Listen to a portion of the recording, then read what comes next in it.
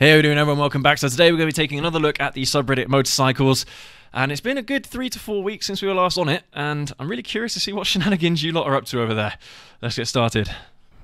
Convenient cop right there to help beginner motorcyclist. Okay. I know. Get off. Yeah.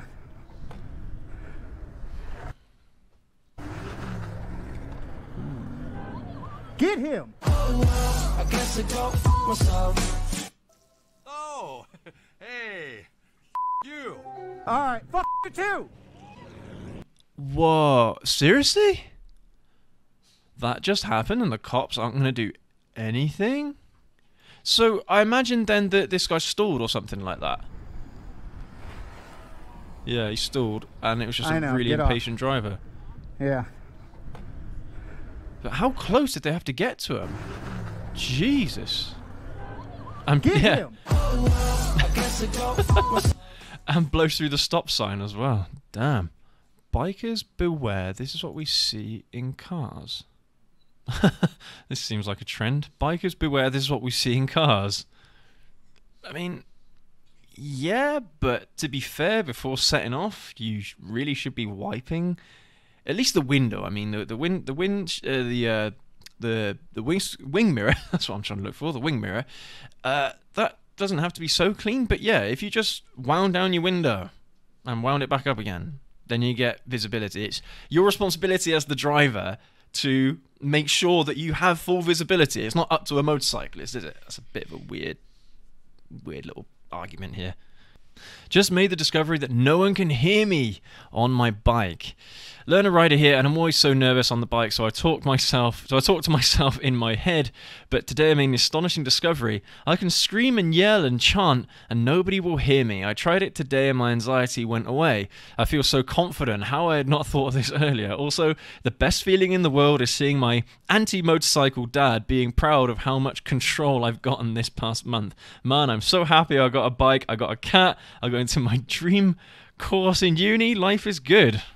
Yeah, I mean, the funny thing is that as and when I'm doing videos, of course, I'm talking all the time to you guys, to the camera, and yeah, no one really bats an eyelid, to be honest. So inside your helmet, yeah, no one can really hear you. Although I would be curious to see how screaming, yelling and chanting will sound. I suppose it depends on how quiet the road is, but I'm pretty sure that someone might be able to hear you if you're screaming and shouting. Biker who stomped family's car. Hang on. Let me read this. Biker who stomped family's car and pulled gun on mother has plead guilty to aggravated assault. Okay. So let's see what this guy actually does. Alright, so smashes through the rearview window and drops his gun. Oh, wow. He picks it up and then points it at her. Oh, dear. That's rough, man. I mean, fair play to her, though. She's not backing down. Damn, girl. I know that this happened, but when a guy's got a gun, he's probably prepared to use it. But then again, though, I mean, if he's the one that instigated all this, then... See, this is what gives bikers a bad name, man. The vast majority of us are not like this. So it sucks when things like this happen, because this is what people see. This is how people see us in the media and the news, and we're not like that. Honestly, the vast majority of us are not like that whatsoever. We're actually some of the most helpful and most understanding people you'll ever meet.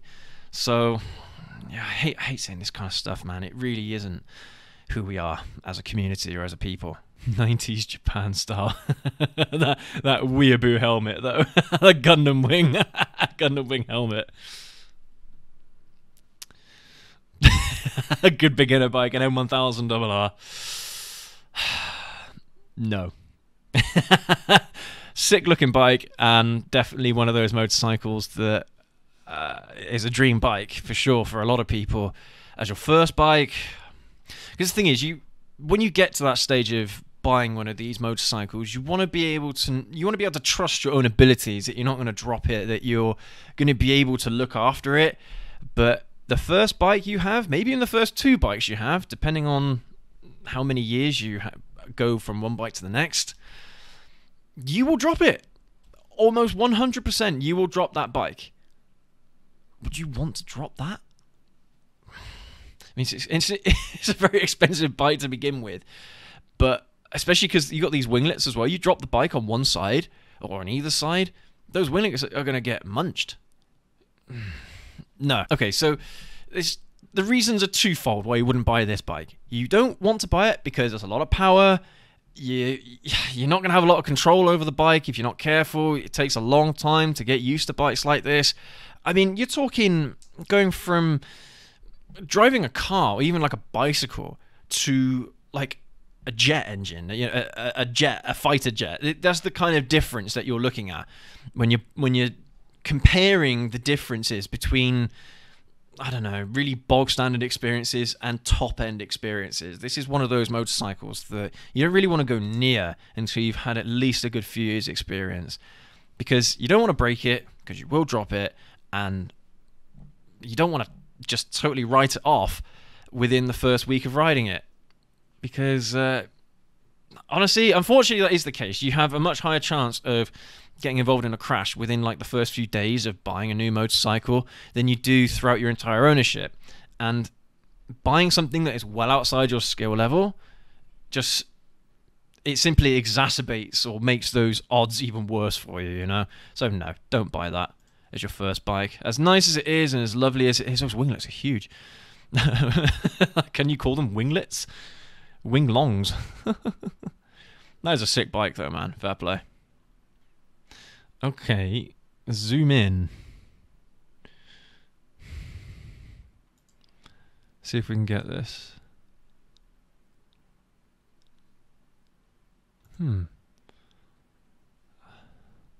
Oh! I just found it. Oh my goodness, you can't see it. He's patched up his rear tire with duct tape. That's brave, man. That is brave. It should be like when you see it. Oh my god. Ooh, yeah, that's pretty rough. Fuck, mates, I didn't realise you had to wear earplugs when riding on the interstate. My ears are ringing a week later. Anyone else did what I did? This is interesting. I don't usually ride on motorways. Not that much, anyway. If I do, it's only a bit over short distances. But I can imagine that, yeah, if you're going to be doing a good 2 or 3 hour trip down a highway, down a motorway, then yeah, it's probably a good idea to wear some ear protection. But I do think a lot of it comes down to the quality of the helmet. If you have a decent enough helmet, it will protect your ears, all right, from the wind noise. The main thing is the wind noise. That psh, you're having that constantly. You're doing 70 or 80 mile an hour. That's, yeah, you're going to have some ringing ears when you're finished. But honestly, it's never been too bad for me, at least with the helmet that I currently have, my Icon, I think it's Airflight 2. It's a damn good helmet, and you've got so much insulation. So a lot of it depends on the helmet. But yeah, if you go down the motorway for 5-10 minutes and you're hearing a lot of wind noise in your helmet, then it's probably a good idea to get some earplugs. That means freedom for me. Let's take a look.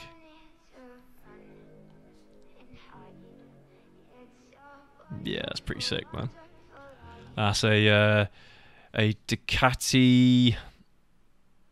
I want to say the V2, but it might be a Street Fighter V4. I don't know.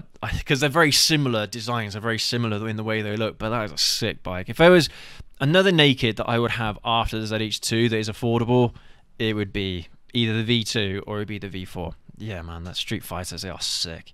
And I'm not a fan of Italian bikes for the most part. So yeah, for me to say that, that's pretty big.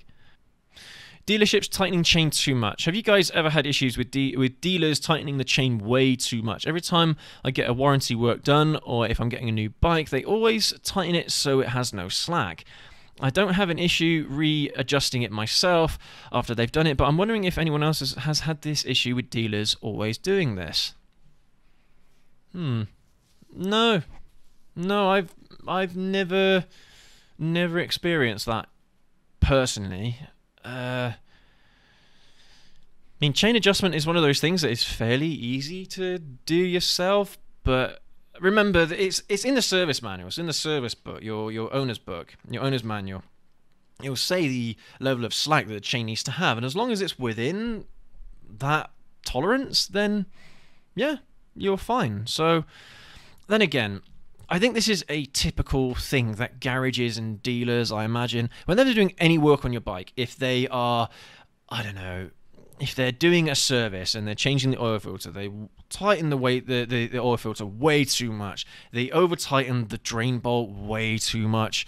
So I can actually see them doing this with a chain if you ask them to adjust it for you, or just with anything in general. They are going to over tighten it. And I bet you they don't even use like torque wrenches or anything like that. They just go for it. They may even use like a gun, like a hammer drill, just, you know. And I mean, they do that with cars. If you're changing a car tire, they over tighten the lug nuts every single time.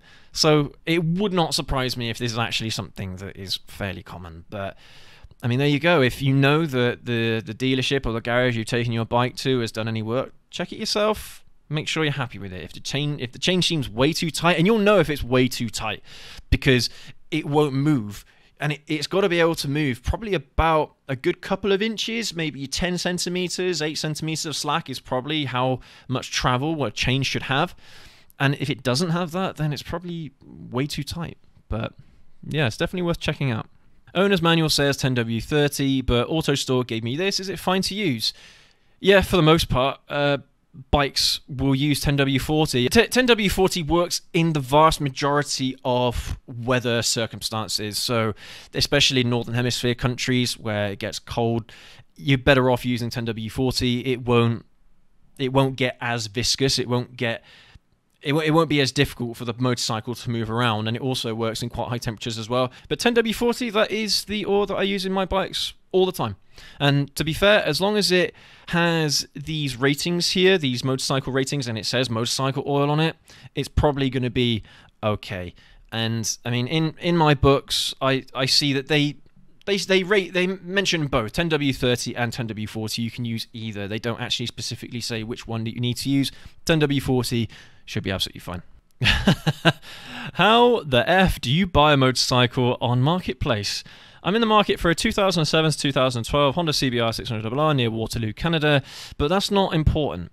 What's important is figuring out how to approach sellers on Marketplace. I actually got my first bike, a Ninja 300, on Marketplace, and it was painful. I realized people get spammed with, is this available? So I try to hone in on a few that I like, then try to arrange a time to meet with cash at a trailer. I found that if you try to ask the question, I'll get ghosted or get hostile response. Maybe my questions suck. What is your script for buying a motorcycle on Marketplace? That's really weird because, like, people are trying to sell their stuff. So I think one thing that people get annoyed by is if you say, is this available? Then the sellers might think, well, if it wasn't available, I wouldn't have it advertised on Facebook. I wouldn't have it advertised for sale. So I think that kind of annoys people a little bit. The way how I like to approach it is I will ask that question. I'll say, is this motorcycle available? It looks really nice. Would you be interested in, I don't know, if I took a look at it today, or if I took a look at it tomorrow, or something like that, or even shoot a price at them. You know, if all checks out, would you be interested in this much money? Because that's what people want to see. They want to see offers being thrown at them. And the sooner you can get to that stage of throwing figures around, I think the more interested sellers are going to be in actually selling the bike. But to be fair, I mean, the last motorcycle I bought, we didn't even discuss price until I was there and actually had a look at the bike and everything like that. But some sellers, they like to have an idea of what price you are willing to pay them before you even come and visit. So that might be a way that'll help you. But I mean, for the most part, yeah. Don't just say, is this available? Say, hi, I've just had a look at your CBR 600RR on Facebook.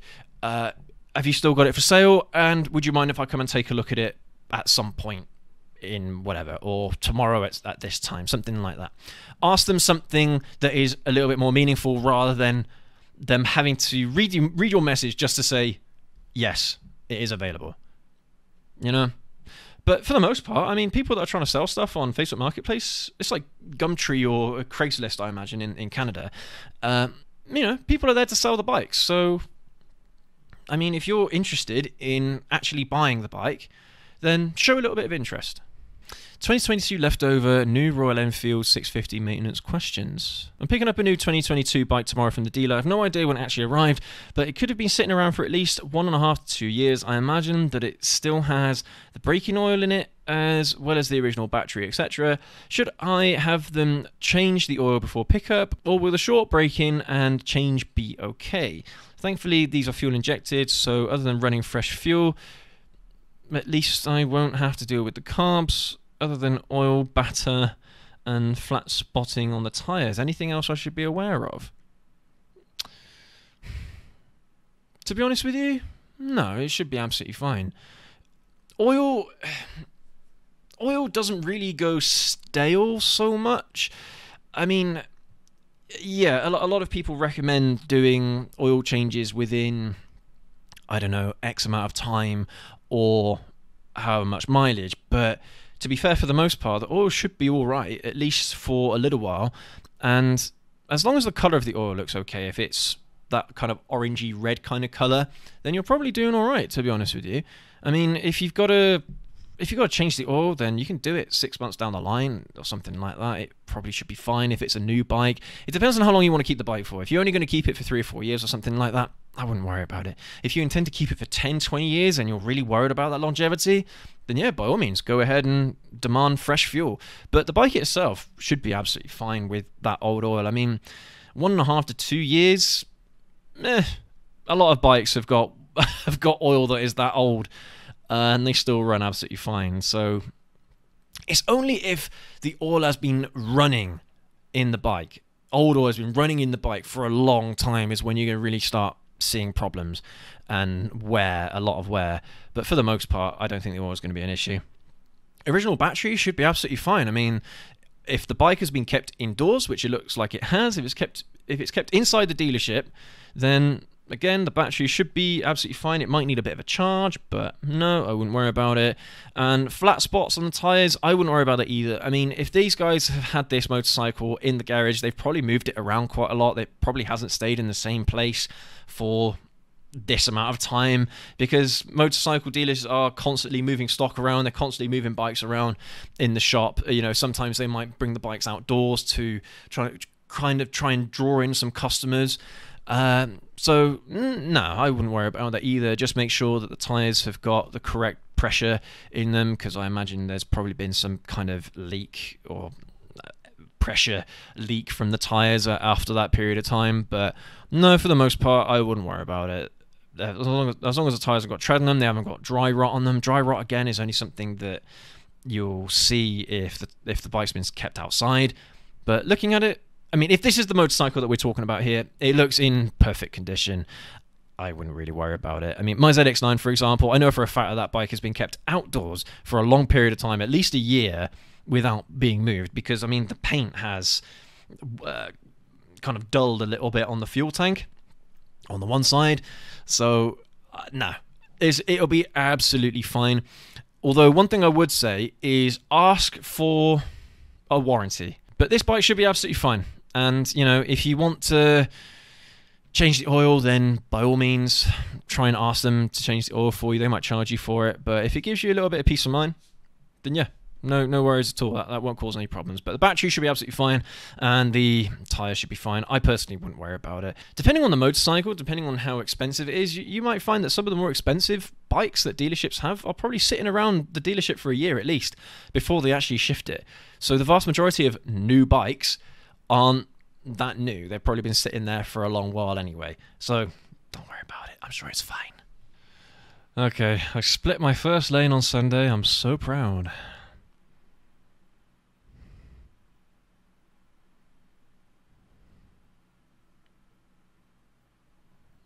When it comes to filtering, you've got to be assertive. Too many cars? I don't think so. Not enough space? No, that looks... Really? Hang on.